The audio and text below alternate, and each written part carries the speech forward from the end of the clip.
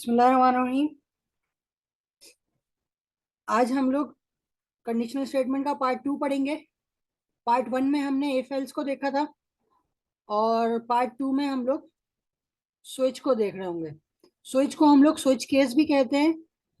काम इसका भी वही होता है जो इफ एल्स का काम होता है। इफ एल्स का क्या काम होता है कि हम अगर किसी पीस ऑफ कोड को चलाना चाहें और किसी पीस ऑफ कोड को हाइड करना चाहें, ना चलाना चाहें, तो उसके लिए इफ एल्स यूज होता है। सिमिलर स्विच केस का भी यही काम होता है कि हमें कंडीशन की बेस पे कोई कोड चलाना है और कोई कोड नहीं चलाना, तो उसके लिए स्विच भी इस्तेमाल किया जाता है। दोनों में फर्क क्या होता है? दोनों में फर्क आपकी जो इम्प्लीमेंटेशन है उसके हिसाब से आता है कि आपको जिस तरह का काम होगा उस हिसाब से आप यूज कर सकते हैं। काम दोनों का एक ही है, लेकिन दोनों के सिंटेक्स फर्क होता है और उसकी दोनों के कुछ ना कुछ फायदे होते हैं, जिसकी वजह से दोनों अलग होते हैं।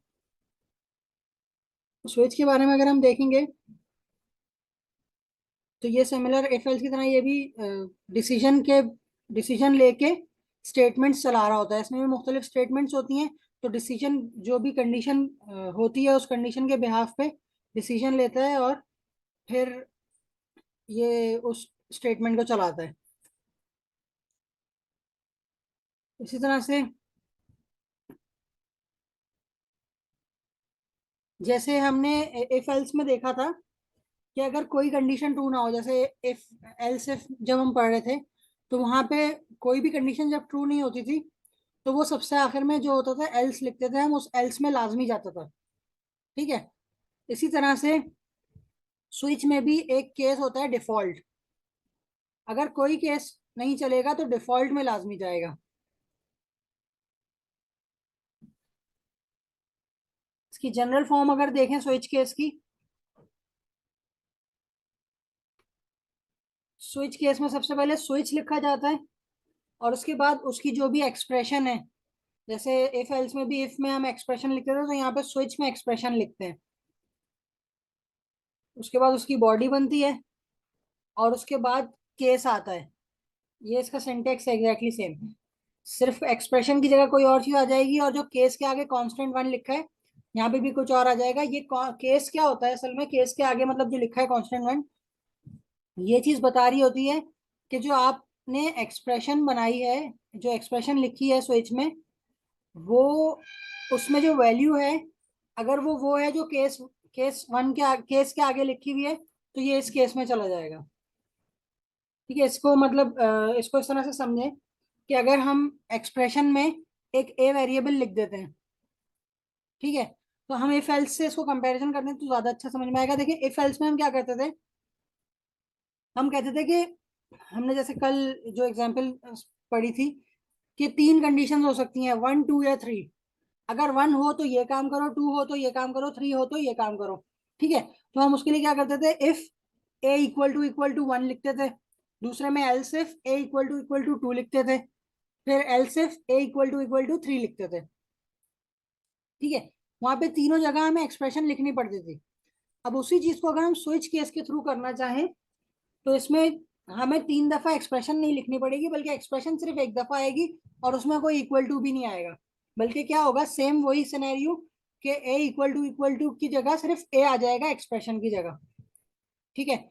और उस ए को चेक कर रहे होंगे हम केस में। केस में हम पहले केस के आगे लिख देंगे वन। मतलब क्या कि ए में अगर वन है तो यहाँ केस ए में चले जाओ। फिर इसी तरह से दूसरे केस में हम लिख देंगे टू। अगर ए में टू है तो केस टू में चले जाओ। फिर तीसरे केस में लिख देंगे थ्री। और इस तरह से होता है। अब केस के अंदर जब जाएगा तो क्या होगा वो देखते हैं। केस को लिखने का स्टेटमेंट देख लिया आप लोग ने, तो सॉरी सिंटेक्स देख लिया कि केस लिखते हैं। उसके बाद जो उसमें वैल्यू आपको चेक करनी होती है वो लिखते हैं, जैसे कांस्टेंट वन की जगह कोई वैल्यू आएगी और उसके बाद कॉलन आता है। इसी तरह से उसके बाद उसकी जितनी भी स्टेटमेंट्स है सब आ जाएंगी यहाँ पे। बॉडी बनाने की जरूरत नहीं है। एक से ज्यादा स्टेटमेंट्स भी बगैर बॉडी के लिख सकते हैं। फिर उसके बाद ये केस जब तक चलेगा जब तक आपने ब्रेक नहीं लगाया। जब आपने ब्रेक लगा दिया तो उसके बाद ये केस समझ लेगा कि ये कंपाइलर समझ जाएगा कि ये वाला केस अब एंड हो गया। अब और कुछ नहीं करना, अब इस स्विच से बाहर आ जाना है। इस तरह से केस टू होगा, उसमें भी कोई वैल्यू होगी केस के आगे और कॉलन आएगा, फिर उसकी स्टेटमेंट्स आएंगी, फिर ब्रेक आ जाएगा। ब्रेक आ गया इसका मतलब है केस टू के भी कंडीशन खत्म। फिर एक जैसे बात हुई थी, एल्स की जगह यहाँ पे डिफॉल्ट होता, तो डिफॉल्ट में आगे कोई वैल्यू नहीं आती, बस डिफॉल्ट लिखते हैं, उसकी स्टेटमेंट्स लिखते हैं और यहाँ पे उसका भी ब्रेक आ जाता है, उसके बाद फिर बॉडी एंड हो जाती है। जिस तरह से हमने इफ एल्स में सीखा था कि इफ में जाएगा तो एल्स इफ में नहीं जाएगा, इस तरह से इफ में जाएगा तो एल्स में नहीं जाएगा। इस तरह से यहाँ पे स्विच केस में भी ऐसे ही होता है कि अगर पहला केस ट्रू हो गया तो पहले केस की स्टेटमेंट चलाएगा, ब्रेक तक चलेगा, जहां पे पहले केस का ब्रेक है वहां तक आएगा और उसके बाद फिर इस स्विच से बाहर आ जाएगा। अगर पहला केस ट्रू नहीं होता तो दूसरे केस में जाएगा, दूसरे केस ट्रू होता है तो दूसरे केस में जाएगा और फिर उसमें भी स्टेटमेंट चला के ब्रेक में जाएगा और फिर बाहर आ जाएगा। और मान लेते हैं कि केस वन भी ट्रू ना हो, केस टू भी ट्रू ना हो, तो फिर इस कोड के हिसाब से वो डिफॉल्ट में जाएगा और ब्रेक तक सारी स्टेटमेंट चलाएगा और फिर इस स्विच से बाहर आ जाएगा। इसी की एग्जाम्पल अगर हम देखें, यहाँ पे देखें जो मैंने जैसे एग्जाम्पल अभी आप लोग के सामने 1 2 3 वाली ली थी, इत्तेफाक से यहाँ पे भी वही एग्जाम्पल आ गई कि हमें आई में एक वैल्यू है जो भी, उसको चेक कराना है। तो यहाँ पे हमने शुरू में देखें आई में खुद वैल्यू डाल दी 2 और स्विच के ब्रैकेट्स में उस आई वेरिएबल को लिख दिया। अब यहाँ पे देखें आई इज इक्वल टू कुछ नहीं आया, सिर्फ वेरिएबल आ गया। वेरिएबल आया, अब वो चेक कहाँ होगा, केस में। फिर उसकी बॉडी बनी, बॉडी बना के हमने केस के आगे उसकी वैल्यू लिखी जो हमें चेक करानी है। हमें चेक कराना था आई में 1 तो नहीं है, तो हमने इसलिए केस के आगे 1 लिख दिया। उसके बाद सिंटेक्स के हिसाब से कॉलन आएगा, फिर उसकी जो स्टेटमेंट है वो सब आएंगी। Printf I am in case 1 backslash n. ठीक है, और उसके बाद एक चीज यहाँ पे आप लोग गौर करेंगे कि एक एक गलती है जो अभी हमने सीखा था वो यहाँ पे नहीं है, और उससे अगर वो नहीं लगाएंगे तो क्या होगा, वो असल में दिखाना चाह रहे हैं यहाँ पे, इसलिए वो नहीं लगाई, और वो उसका नाम है ब्रेक। आप लोगों को याद होगा मैंने पीछे बताया था कि हर केस के एंड में, मतलब केस 1 जहां तक आपको चलाना है सारी स्टेटमेंट्स लिख के और उसके आगे आखिर में क्या आना चाहिए था, ब्रेक आना चाहिए था। अब यहाँ पे ब्रेक नहीं लगाया हुआ, ब्रेक नहीं लगाने से क्या नुकसान होगा अभी देखते हैं। अच्छा, उसके बाद केस 2 है। केस 2 में अगर केस 2 होगा तो केस 2 में जाएगा और फिर उसकी लाइंस चलाएगा ब्रेक तक, ब्रेक यहाँ भी नहीं है। अगर केस 3 ट्रू होता तो 3 में जाता, वरना फिर ये डिफॉल्ट में जाता। अब देखें ब्रेक ना लगाने से क्या होगा। ब्रेक ना लगाने से कंपाइलर आएगा, आई में 2 है, ठीक है, स्विच में जाएगा तो ये चेक करेगा केस 1 है, तो केस 1 तो फॉल्स हो जाएगा, तो केस 1 में तो ये नहीं जाएगा। ठीक है, उसके बाद ये जाएगा केस 2 में। केस 2 में जब ये जाएगा तो इसको केस 2 में वैल्यू 2 मिल जाएगी, तो इसलिए केस 2 के अंदर चला जाएगा और ये यहाँ पे प्रिंट कर देगा आई एम इन केस 2। उसके बाद ये जब तक इसको केस 2 में एज्यूम करेगा मैं केस 2 में हूँ, जब तक कि इसको ब्रेक नहीं मिल जाता। तो इसकी वजह से अब क्या नुकसान होगा कि ये केस 3 में भी चला जाएगा ऑटोमेटिकली, क्योंकि इसको केस 2 का ब्रेक नहीं मिला। और केस 3 में जाने से ये आई एम इन केस 3 भी प्रिंट कर देगा, फिर डिफॉल्ट में भी चला जाएगा क्योंकि केस 3 के बाद भी ब्रेक नहीं था, और आई एम डिफॉल्ट भी प्रिंट कर देगा। तो ये नीचे इसका आउटपुट शो किया हुआ है। सबसे पहले इसने आई एम इन केस 2 प्रिंट किया, फिर केस 3 प्रिंट किया, फिर डिफॉल्ट प्रिंट किया। क्यों? क्योंकि हमने ब्रेक नहीं लगाया था। एक और एग्जांपल देख लेते हैं। अगर हम इसी को ब्रेक लगाते तो क्या होता, तो ये केस 1 चेक करता, नहीं जाता, केस 2 चेक करता, चला जाता, प्रिंट कर देता आई एम इन केस 2, तो उसके बाद इसको ब्रेक मिल जाता, तो फिर ये किसी और केस में नहीं जाता और स्विच से बाहर आ जाता। तो इस तरह से ये देखें नीचे आउटपुट, इसमें इस केस में सिर्फ क्या प्रिंट हुआ, आई एम इन केस 2।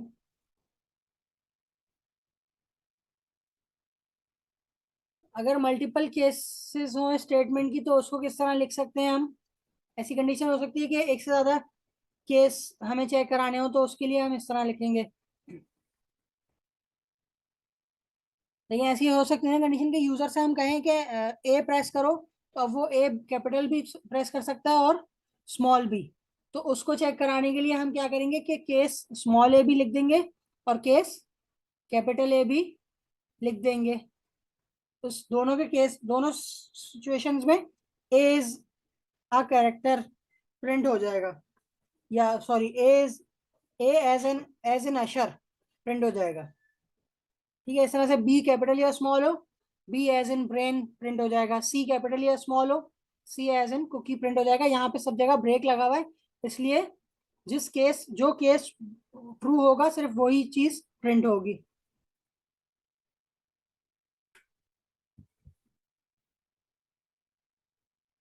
दोनों के कंपैरिजन देख लेते हैं हम लोग, स्विच और इफ एल्स का।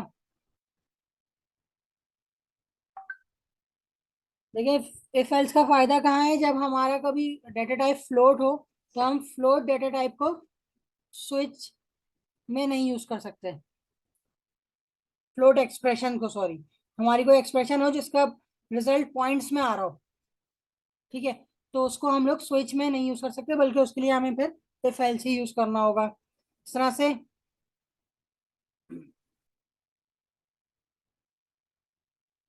हाँ, केस में कभी भी कोई एक्सप्रेशन नहीं आ सकती। जैसे यहाँ पे इन्होंने एग्जाम्पल दिखाई हुई है कि a+3, ये एक एक्सप्रेशन है ना, तो ये एक्सप्रेशन कभी केस में नहीं आ सकती, जबकि एक्सप्रेशन हम लोग इफ एल्स में टेस्ट कर सकते हैं। केस में हमेशा कोई कांस्टेंट वैल्यू होगी, उसको ही चेक कर सकते हैं हम लोग।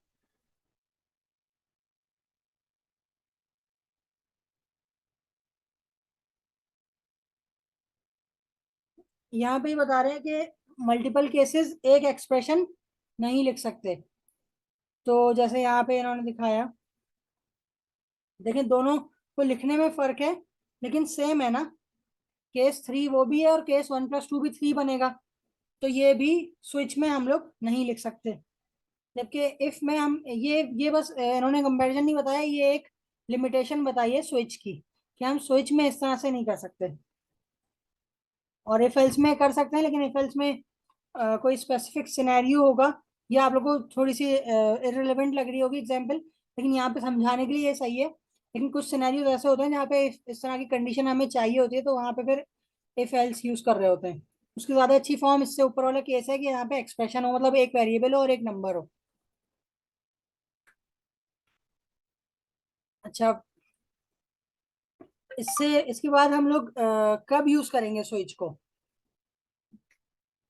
अगर हमें थोड़ा सा स्पीड चाहिए तो भी हम स्विच केस यूज कर सकते हैं, क्योंकि उसका फायदा देखें आप लोग, क्या है कि यहाँ पे एक तो हम लोग कोडिंग के पॉइंट ऑफ व्यू से भी सोचें तो हमें बार बार एक्सप्रेशन नहीं लिखनी पड़ी। फिर स्विच केस मतलब कंपाइलर के पॉइंट ऑफ व्यू से भी अगर सोचेंगे तो कंपाइलर सिर्फ केसेस को डायरेक्टली देख रहा होता है, ठीक है। तो ये थोड़ी सी कंपाइलेशन पॉइंट ऑफ व्यू से बात है कि वो उसके लिए भी स्विच ही ज्यादा फास्ट होता है।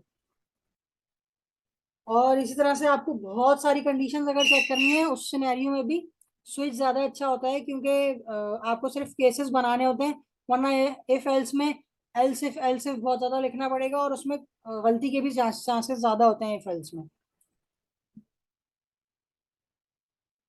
हाँ, इसी तरह से अगर आप कभी कोई मेन्यू टाइप का कोड बना रहे हैं कि आपको मैन्यूल बनाना है, उस सिनेरियो में भी स्विच बहुत काम का होता है बनस्बत इफ एल्स के।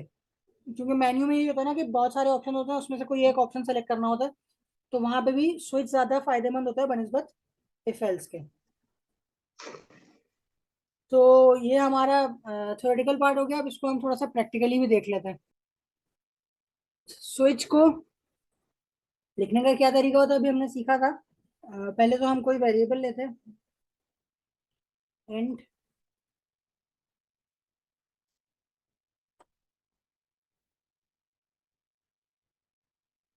अच्छा हाँ, आज हम जो है ना कैरेक्टर को यूज करते हैं, क्योंकि अभी तक हमने किसी एग्जाम्पल में कैरेक्टर नहीं यूज किया था। तो कैरेक्टर आज हम यूज करते हैं, कैरेक्टर CH, ठीक है। और हम यूजर से इनपुट लेंगे।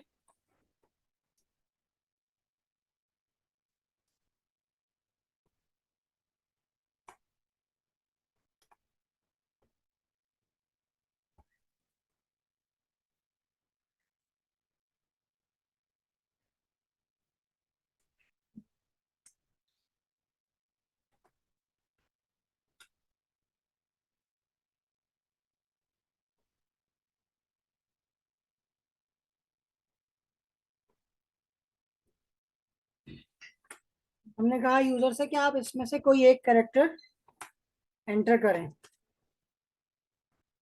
तो यहाँ पे ये कैरेक्टर टाइप है, और इसको हमें कैरेक्टर में ही यूज करना है, तो इसलिए हम %C लिखेंगे, M%CH, ठीक है। और अब हम इसको स्विच में चेक करेंगे।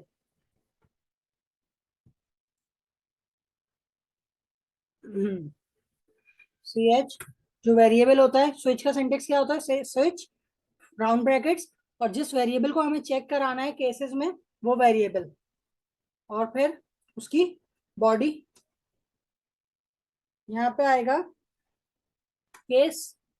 केस में पहला केस क्या होगा, हमने यूजर से कहा प्लस माइनस मल्टीप्लाई या डिवाइड एंटर करो, तो यूजर या तो प्लस एंटर करेगा, तो प्लस इस तरह नहीं लिख सकते।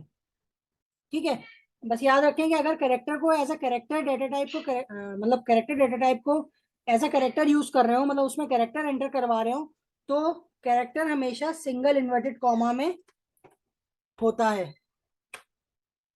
ठीक है, तो अगर मैं सिर्फ प्लस लिख देता तो वो एरर आ जाता। तो कैरेक्टर अगर लिखना है तो आपको सिंगल इन्वर्टेड कॉमा में ही लिखना होगा। तो यूजर ने अगर प्लस एंटर किया होगा तो हम, अच्छा ये कंपाइलेशन के पॉइंट ऑफ व्यू से बात कर रहा हूँ, जब यूजर एंटर करेगा तो उसको नहीं लिखना है सिंगल इन्वर्टेड कॉमा में, वो तो प्लस ही एंटर करेगा। लेकिन कोड में कैरेक्टर अगर है कोई भी तो वो सिंगल इन्वर्टेड कॉमा में ही लिखा जाएगा, वरना उसको कैरेक्टर नहीं माना जाएगा, वो फिर कोई और वैल्यू मानी जाएगी। तो यहाँ पे वरना ये प्लस असाइन, प्लस जो ऑपरेशन का प्लस होता है ना वो माना जाएगा। तो यहाँ पे क्या हुआ, हमने कहा प्लस है, यहाँ पे हम प्रिंट करा देते हैं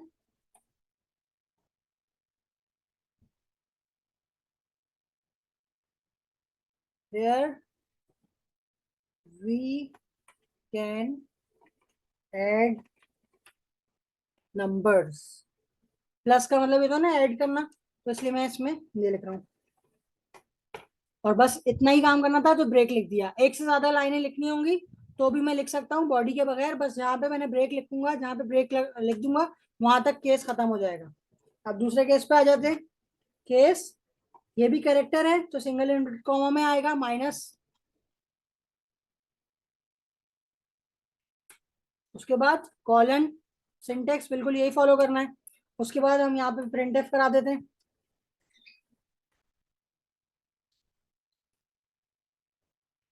here we can subtract।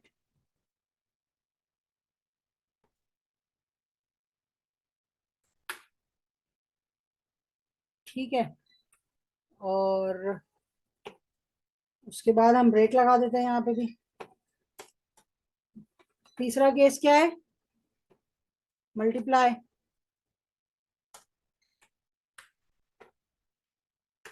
Colon, फिर उसके बाद उसका प्रिंट एफ।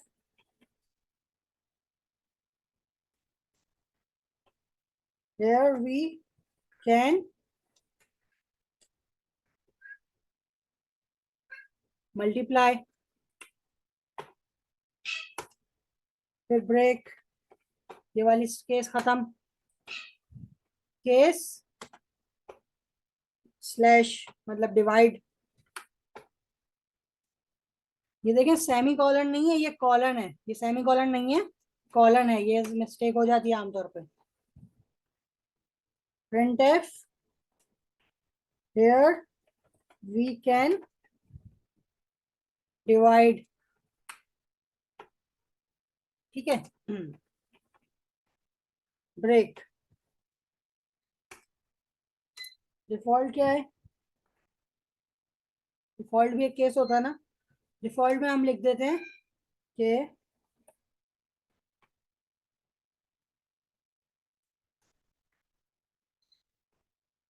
इनवैलिड इनपुट, मतलब अगर हमने हमने उससे कहा है प्लस माइनस मल्टीप्लाई डिवाइड में से कुछ एंटर करो, अगर वो इसके अलावा कोई एंटर कर देगा तो फिर डिफॉल्ट में चला जाएगा।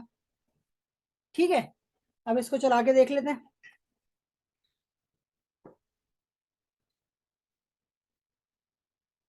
ये कह रहा है enter any one character plus minus multiply divide में से, तो मैं प्लस प्लस प्रेस कर देता हूँ सबसे पहले।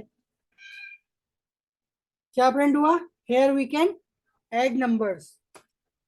कोई और चेक कर लेते हैं, आप मल्टीप्लाई को चेक कर लेते हैं। Here we can multiply. तो ये आप लोग देख सकते हैं कि स्विच केस को हमने किस तरह यूज किया, कैरेक्टर को चेक करने के लिए। अगर कैरेक्टर में प्लस है तो ये प्रिंट एफ में चला गया, इस वाले केस में चला गया। और देखें केस में वी कैन ऐड नंबर्स तक ही ये प्रिंट करके रुक गया, क्योंकि ब्रेक लगा हुआ था। अगर मैं ये ब्रेक हटा दूंगा तो क्या होता है देखते हैं।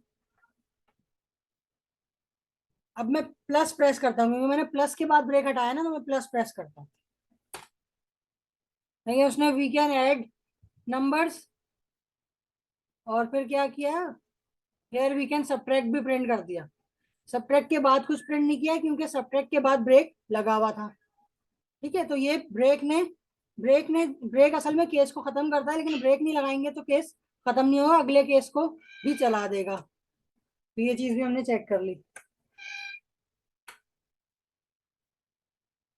ठीक है, तो उम्मीद है ये समझ में आ गया होगा। अगर कोई इसमें सवाल है तो बता दें।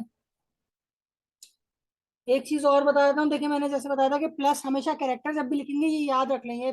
बस ये याद रखने की बात है कि कैरेक्टर का कभी भी प्रेस करना है, टाइप करना है, तो फिर आपको उस कैरेक्टर को सिंगल इन्वर्टेड कॉमा में ही लिखना पड़ेगा। ठीक है।